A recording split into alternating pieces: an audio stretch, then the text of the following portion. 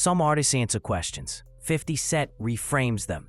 For more than 2 decades, he's walked into studios where hosts try to set traps, rumors, gotcha prompts, clickbait headlines, and he leaves with the room repeating his talking points. That isn't luck, it's technique. Today, we're breaking down 15 times 50 checked interviewers who came in sloppy, biased, or just plain thirsty for a viral moment.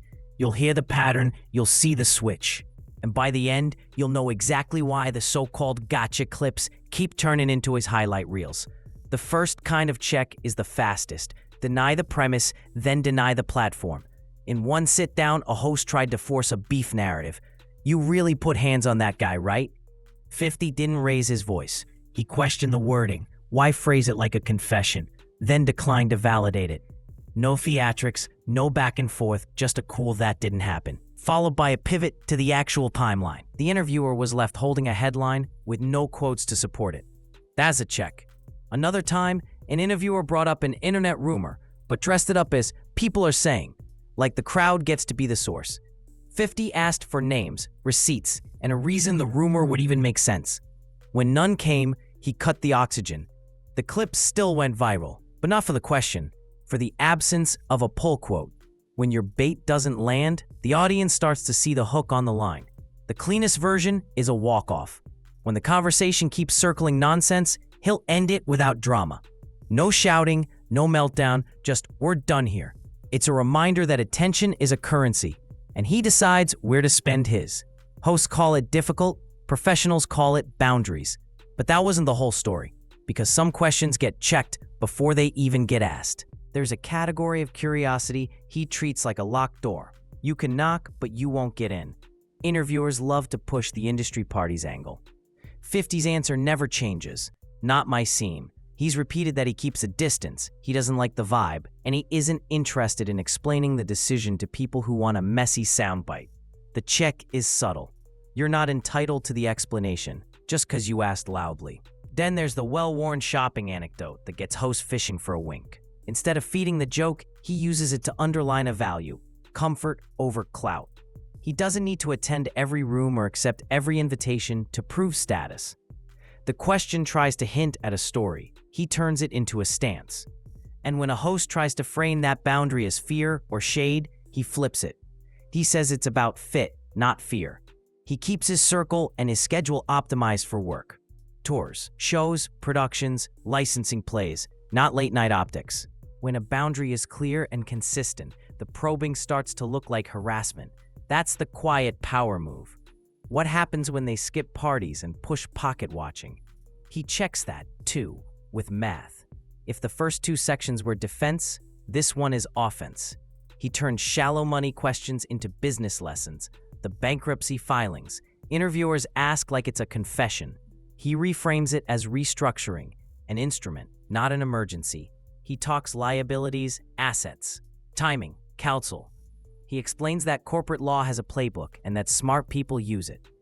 The interviewer was hoping for I was broke. Instead, they get a masterclass on why form and timing matter more than gossip. Viewers leave thinking, oh, so there's a strategy behind the headline. Check. The endorsement trap. A host will say, how big was that check, and expect a flashy number. He pivots to equity. Vitamin water is the example everyone knows. He explains the difference between being paid to pose with a bottle and being paid when the company wins. It's the same smile every time. You can rent your image, or you can own a piece of the engine. That's how he turns a soundbite into a blueprint, the net worth list bait. Some hosts read a blog number out loud, like it's a subpoena. He laughs it off. Rich lists are content, not audits. Then he threads in what actually matters: deal structure, points on the back end, catalog control, licensing, recoup times, the difference between cash flow and paper valuations. The interviewer wanted a meme. He handed them a model. But money talk is easy. The real fun starts when rumors try to dress as facts. Here's where 50's favorite move appears. Ask the rumor to prove itself. An interviewer repeats a claim from sources. 50 doesn't argue, he deconstructs.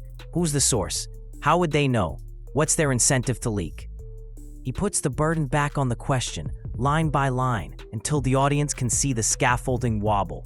When a claim can't hold its own weight, the comment section finishes the takedown for him. Another classic. He lets the interviewer sprint with a weak premise, then drops one sentence that empties the clip. That didn't happen. You're missing the contract piece. Wrong company.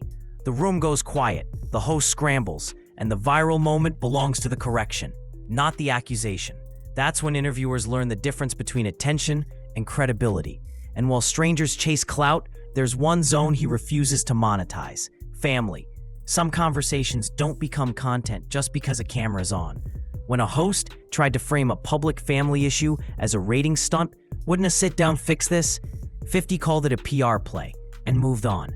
He's not doing televised therapy. He isn't gonna parade private pain because a show needs numbers.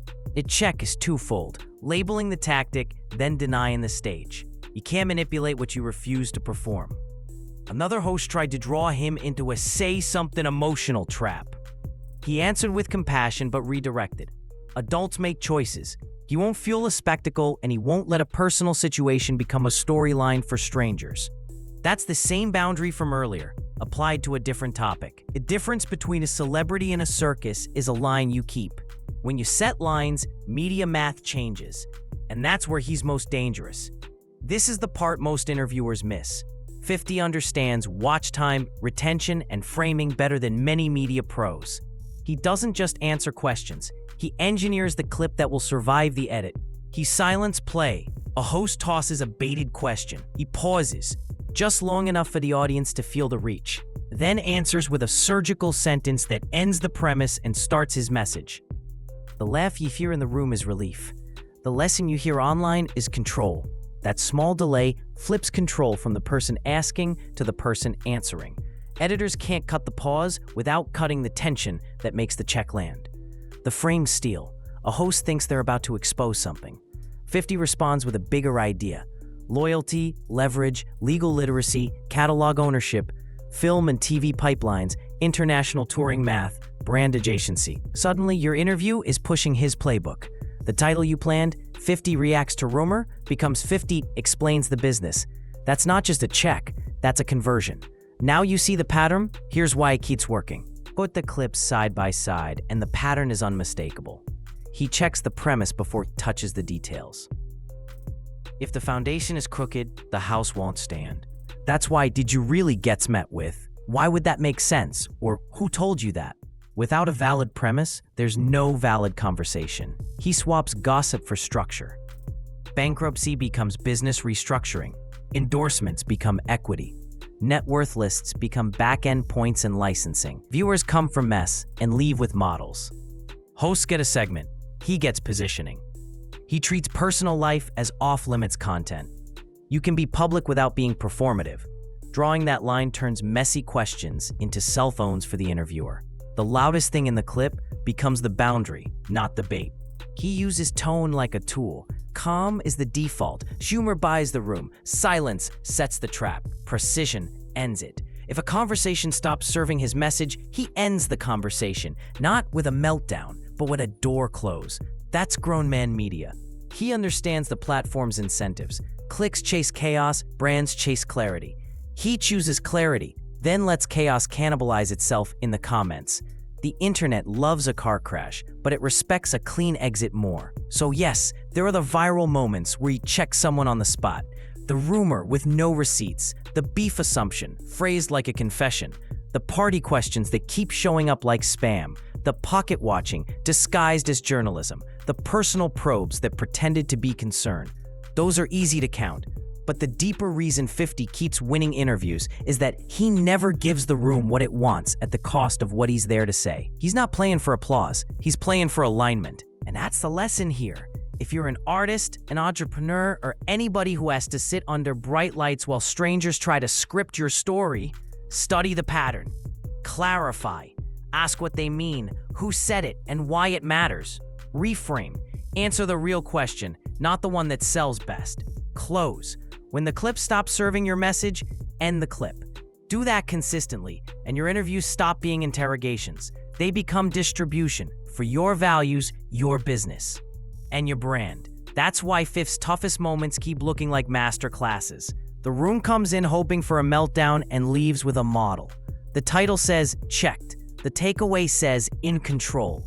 50 didn't just build records, he built rules. He won't chase party optics. He won't perform pain for clicks. He won't let money talk get reduced to flexes when there's a framework that actually feeds families. He can laugh at a rumor, kill it with one sentence, or end the segment outright, and somehow the clip still ends up working for him. That's not magic. That's media literacy with muscle. So the next time you see a 50 Cent versus interviewer video fly across your feed, listen past the setup and watch for the switch. You'll hear the 3-step pattern: clarify, reframe, close. That's how we turned 15 messy moments into a playbook anyone can use, and why the gotcha never lands the way the host hoped it would. If you want more breakdowns that move fast, dodge fluff, and keep the receipts front and center, hit subscribe and click the notification bell. We've got plenty more moments to dissect next. Same pace, same pressure, and the same rule every time. Protect the frame, or the frame will define you.